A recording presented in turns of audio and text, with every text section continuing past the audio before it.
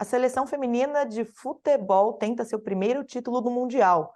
A Copa do Mundo, agora 2023, da modalidade, começa no dia 20 de julho, segue até o dia 20 de agosto, em dois países, Austrália e Nova Zelândia, para falar um pouquinho sobre futebol feminino, aqui no programa Espaço Aberto, em formato virtual pela TV e Rádio Câmara Bauru. A gente recebe a Ana Lorena Marchi, que é coordenadora de seleções da CBF, a Confederação Brasileira de Futebol, está lá do outro lado do mundo, mas gentilmente aqui, graças à tecnologia, conseguiu um espacinho na agenda para conversar conosco aqui em Bauru. Lorena, obrigada por ter aceito o convite, seja bem-vinda. Eu que agradeço o convite, sempre bom poder falar um pouquinho sobre futebol feminino, um prazer.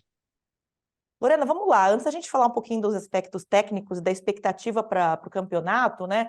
Visibilidade do futebol feminino, a gente abre espaço aqui na programação para falar um pouquinho sobre isso, porque não é de hoje, a gente sabe que patrocínio, mídia, todos os holofotes acabam muito mais concentrados na atuação, enfim, da seleção masculina de futebol. Quando a gente fala em futebol feminino, o que vem melhorando, qual a expectativa, o que vem crescendo em termos de visibilidade para jogadoras, né, para a modalidade feminina?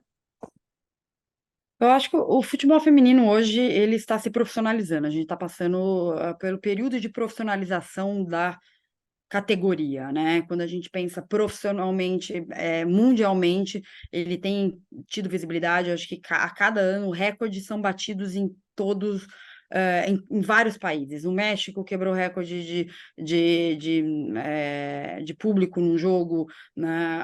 A gente quebrou agora na finalíssima, o Barcelona quebrou na última Euro, o último Campeonato Brasileiro, 40 mil pessoas. Audiências a cada jogo, audiência a cada Copa. Então, a gente está nesse período, principalmente, de um ganho muito grande em vários aspectos, né? Então, não só em termos de audiência, como estrutura, mas a estrutura do dia a dia, o profissionalismo das atletas, a profissionalização da carteira, isso tem acontecido. Hoje a gente tem praticamente quase todas as atletas do campeonato da primeira divisão do futebol feminino brasileiro, mas mundialmente você vê essa profissionalização acontecendo. Então, a gente está nesse período hoje em dia de muito crescimento e principalmente de estruturação da profissionalização da categoria. Você percebe um interesse maior aqui no Brasil pelas mulheres para o futebol, né, para a atuação no futebol, diferente da seleção masculina, diferente do futebol masculino, que tem, né, o forte, a predominância aqui no Brasil. No caso do futebol feminino, a gente tem muita visibilidade nos Estados Unidos, por exemplo.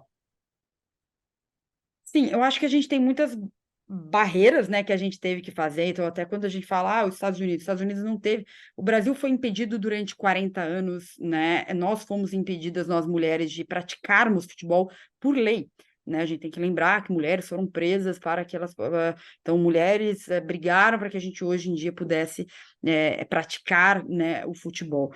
Então, você vê alguns países também sofreram alguns impedimentos, né, de regulamentação, como Inglaterra, França, alguns países, e a Inglaterra, os Estados Unidos não, né? Então, os Estados Unidos hoje ele tem o futebol como algo, o futebol feminino como algo muito bem difundido e um número de praticantes absurdo, porque lá tem um preconceito até diferente, porque o preconceito ele acontece dentro do futebol americano. Então, a menina, ela pratica o futebol. Então, as barreiras são diferentes, né? E eu vejo aqui no Brasil, em outros locais do mundo, nossas barreiras são maiores, e cada país, obviamente, tem a sua, mas o Brasil, realmente, nós tivemos muitas barreiras, né? E isso faz com que, por isso que não tem muitas mulheres praticando, porque a gente não tira em campeonato, a gente está as pioneiras estão ainda, elas ainda estão jogando, algumas pioneiras daquela época agora que estão entrando dentro do mercado de trabalho, algumas atletas, ex-atletas estão entrando agora, então agora que a gente realmente está estruturando e a gente está transformando, então agora que a gente passa um pouco na TV. Se a gente passa na TV, a gente cria um interesse. Então, a partir do momento que você começa a criar esse interesse, você tem esse aumento de visibilidade, o número de meninas querendo praticar. Então, o número de praticantes cada vez aumenta, porque você tem aumento de visibilidade. Então, isso, o aumento de visibilidade, aumenta o número de praticantes e assim por diante. E você tem essa estruturação como um todo. Então, acho que a gente está nesse momento. Então, o interesse está cada vez mais crescendo, porque as barreiras cada vez mais estão diminuindo e cada vez mais a gente está podendo aparecer, a gente está no mercado, nós temos mulheres em várias áreas, né? Na área técnica, na área médica, na área de gestão, jornalistas, então cada vez mais mulheres ocupando esses espaços, então isso vai mostrando para o público que sim, nós mulheres nós vamos estar aqui ocupando esses espaços. Algo interessante que você comentou, né? Aumentar essa visibilidade, por exemplo, na TV, né? Acaba gerando interesse. Era a pergunta justamente que eu ia te fazer. Como provocar esse interesse, aumentar esse interesse, até pensando em termos de políticas públicas voltadas para o esporte? Qual que é a tua visão, teu olhar sobre isso, Lorena? Eu vejo que é muito importante que a gente possa fazer tanto algo pensando em políticas públicas. As políticas públicas elas podem ajudar muito, principalmente quando a gente fala em aumento de número de praticantes, quando você fala em esporte na escola, quando você fala em esportes em projetos sociais, em comunidades, que é ali que onde vão sair a maior parte dos jogadores, na verdade, eles saem desses projetos, eles saem ali. Então, o quanto é importante ter políticas públicas para isso, ter bons profissionais de educação física para essa educação física escolar, principalmente educação física escolar inclusiva, que ela não seja exclusiva, excludente, onde menina não pode praticar no meio de menino. Então, como eu ter uma boa prática pedagógica? Então, para isso, eu preciso formar melhores meus professores, eu preciso pensar nas universidades, e grandes universidades também são públicas e também temos privadas, como fazer isso, né? Então, você precisa de um ministério, por exemplo, de um esporte, para pensar nisso. Hoje em dia, a gente tem um Ministério do Esporte que ele tem uma secretaria de futebol e hoje em dia tem uma diretoria de futebol feminino para pensar em desenvolvimentos em várias áreas e pensar, inclusive, com a CBF em como fazer isso, porque a CBF vai regulamentar, ela vai profissionalizar. Então, como a gente fazer toda essa parceria, porque a gente precisa de visibilidade. Mas para ter visibilidade também a gente precisa de estrutura, pensar em ter um bom produto. Então, como fazer tudo isso, né? E que daí a gente tenha uma visibilidade de um jogo bem visto, um jogo bom, para que daí cada vez mais a gente tenha políticas públicas para que essas meninas tenham locais e menos barreiras de prática, que eu acho que ela precisa iniciar a sua prática. Hoje em dia o que acontece é que muitas meninas, às vezes, até elas conseguem iniciar, mas elas abandonam porque elas não sentem segurança, não têm um ambiente seguro, não conseguem ter essa prática. Então, a gente tem que pensar nesse todo para que, há alguns anos, principalmente, a gente tenha um número alto de... Cada vez mais a gente cresça, não só de visibilidade, de número de praticantes também. Pensando, inclusive, né, dentre essas políticas públicas, né, dentro dessa fatia de políticas públicas voltadas para o desenvolvimento do esporte, aqui falando especificamente do futebol feminino, mas também aumentar as iniciativas de fomento para essas iniciativas, né, Lorena? Com certeza, a gente tem que fomentar o esporte de diversas maneiras, não só o futebol, eu acho que fomentar o esporte, principalmente o esporte feminino. A gente precisa incentivar essas meninas a praticarem, né, a entrarem dentro do esporte, a ter essa diversidade de prática. Então, a gente realmente precisa. E para isso, a gente também precisa que as federações e confederações, né, como tem acontecido hoje, façam competições onde uma secretaria do esporte também dentro do seu município, dentro do seu estado, também promova principalmente competições. Porque não adianta nada a gente ter visibilidade, ter tudo, e a menina não ter onde praticar. Vai ser mais uma barreira para ela. Ela precisa ter clube, ela precisa ter onde praticar, ela precisa ter o projeto dela dentro de prefeituras, dentro né, de secretarias, mas elas precisam ter um clube para ela disputar um campeonato federativo, para ela ir crescendo e ela se profissionalizar, né? Ela precisa ver um caminho que, ó, se eu começar aqui, eu vou aqui, ela precisa saber que existe esse caminho, como existe no masculino hoje. O menino, quando ele começa a praticar, por exemplo, ele está aí no interior de São Paulo, que é muito forte, ele sabe que ele tem um clube onde ele possa iniciar, que depois, se ele se destaca, ele vai jogar um campeonato, né, de uma federação, e se ele se destaca, ele provavelmente um clube maior vai ver. Então, eu acho que isso é muito importante, para que a gente tenha essa estrutura, principalmente no futebol feminino também. Lorena, falando um pouquinho agora, explorando um pouquinho os aspectos técnicos do campeonato, né, e também da atuação da seleção feminina aqui do Brasil, como é que a seleção vem se preparando para esse campeonato, que acontece em dois países, né, nesse momento dividido aí em dois países que são próximos, né? Como é que estão sendo feitos os treinamentos, pensando nessas condições um pouco diferenciadas, né, com relação a clima, enfim, etc., aqui no Brasil, e pela primeira vez, sob o comando de uma sueca, né, dos trabalhos da seleção. Acho que a gente tem posso dizer, a melhor preparação, né, dos últimos tempos, desde quando iniciamos, né? É a melhor preparação, a mais longa e com mais estrutura, com a maior delegação e a maior delegação de mulheres, né? Eu acho que tudo isso tem feito a diferença. Então, acho que a CBF hoje em dia se prepara para ter a melhor Copa do Mundo, né? A gente tem preparado. Estamos aqui na Austrália, em Gold Coast, que é perto de Brisbane, que é onde vai ser nossa base. A gente está aqui preparando uma estrutura fantástica para que a gente possa realmente disputar. Então, e a gente vê cada vez mais os países tendo estrutura, né? Então, todo mundo chegando antes, todo mundo tendo uma grande estrutura. Vai ser a maior Copa do Mundo de todos os tempos, isso com certeza. Então, eu acho que a gente tem se preparado, temos feito tudo para pensando nos mínimos detalhes. Um voo fretado, um voo onde a gente pôde manipular o horário de sono, o horário de alimentação, a gente pôde fazer diversas atividades com as atletas para manter acordado, para manter dormindo.